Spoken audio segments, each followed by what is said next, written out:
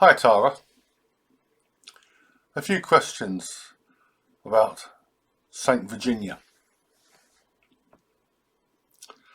You refer to her constantly as a survivor of Jeffrey Epstein. Well, she did die after him, so she can be called a survivor on that reckoning.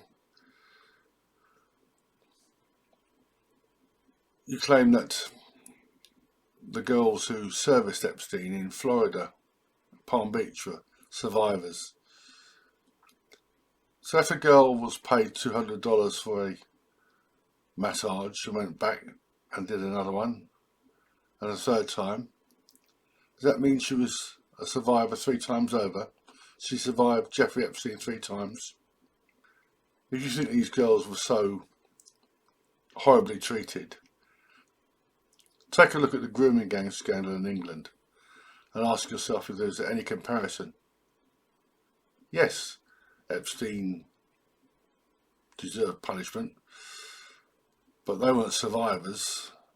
They were marvellously corrupted teenagers, and as he had no interest in prepubescent girls, as far as we know, he wasn't a paedophile as you consistently claim.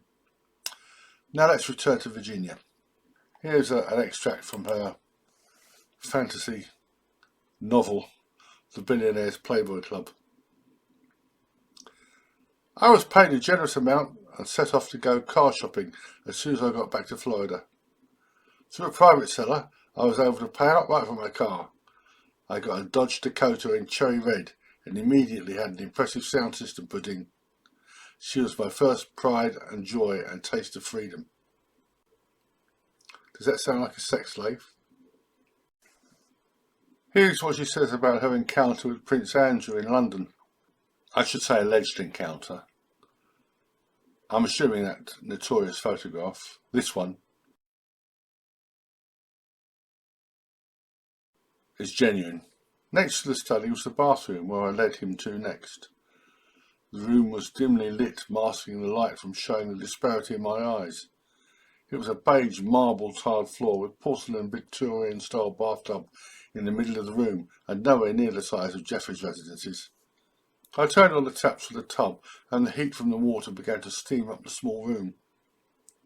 On the basin were aromatic oils, lotions and soaps. Loving the scent of floral notes, I poured in the lavender bath oil.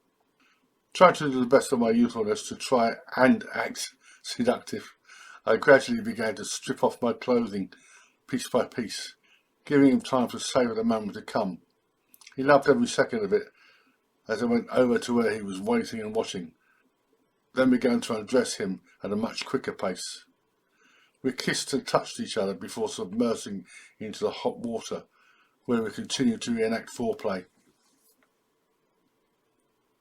Does that sound like a trafficking victim? Does that sound like a rape? Sexual abuse? I led him to the bathroom, not vice versa. He didn't drag me into it. And she was 17 when this happened. And she was paid for it. $15,000 was that? What would you say to a man who said to you, Tara, I want you to shag, somebody. I'll pay you 15 grand for it. What would you say?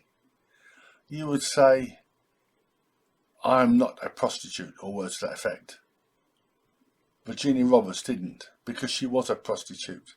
A filthy, dirty, stinking little prostitute. And a serial liar.